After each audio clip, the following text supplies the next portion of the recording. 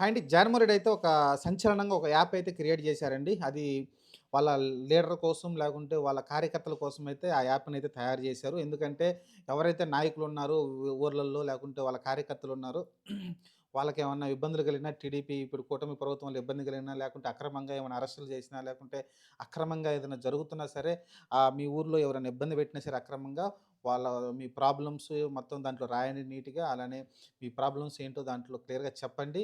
దాన్ని బట్టి మనమైతే 4 సంవత్సరాల తర్వాత మనం అధికారంలోకి మళ్ళీ వస్తాం. అప్పుడు దీన్ని మళ్ళీ రీఓపెన్ చేసి వాటన్నిటికి మనం ప్రతీకారం తీర్చుకుందామని అయితే కార్యకర్తలకు బూస్ట్ ఇచ్చే విధంగా అయితే జగన్మోహన్ రెడ్డి అయితే ఒక యాప్‌నైతే ప్రవేశపెట్టారండి. ఇది ఒక రకంగా చెప్పాలంటే రెడ్ బుక్‌కి ఆల్టర్‌నేట్ అనుకోవచ్చు ఒక రకంగా. అప్పుడు మనం బ్లూ బుక్ అన్నాం. అంతకుముందేమో మీరు ఆహ్, ఎక్కడైనా మీ బుక్‌లో రాసి పెట్టుకోండి. అది ఏ బుక్ అనేది నేను చెప్పనన్నాడు.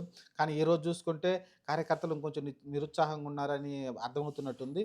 అందుకని ఒక యాపే తీసుకొచ్చారు డైరెక్ట్‌గా. అంటే ఎవరైతే మీ ఇబ్బందులు నేను చదువుతాను, నేను చూస్తానన్న ఒక మాట భరోసా ఇవ్వడానికి ఆ యాప్ అయితే క్రియేట్ చేయండి. డైరెక్ట్‌గా అది మా దగ్గరకొచ్చేస్తుంది. మీ దగ్గరున్న ప్రాబ్లమ్ అది ఇమ్మీడియేట్‌గా సాల్వ్ చేస్తారంటే తెలీదు మనకి. ఆయనేమన్నాడంటే 4 సంవత్సరాల తర్వాత అంటున్నాడు.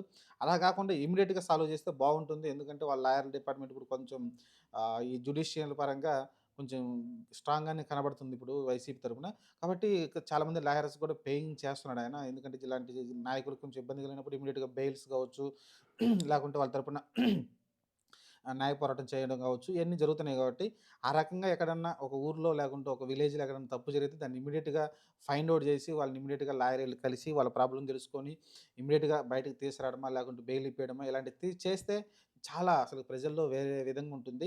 చూడాలి మరి ప్రస్తుతానికైతే ఆయన ఒక వినూత్నంగా ఏదో ఒక యాప్‌నైతే క్రియేట్ చేశాడు. ఒక డేటానైతే పెట్టుకుంటా అని చెప్తున్నాడు. ఆ డేటా ప్రకారం మనం అధికారంలో రాంగానే మళ్ళీ ఇప్పుడు ఏదైతే రెడ్ బుక్ రివెంజ్ పాలన జరుగుతుందో, అలానే మనం బ్లూ యాప్ పాలన అయితే జరుగుతుందనైతే ఒక మాట ఇచ్చాడు కార్యకర్తలకి.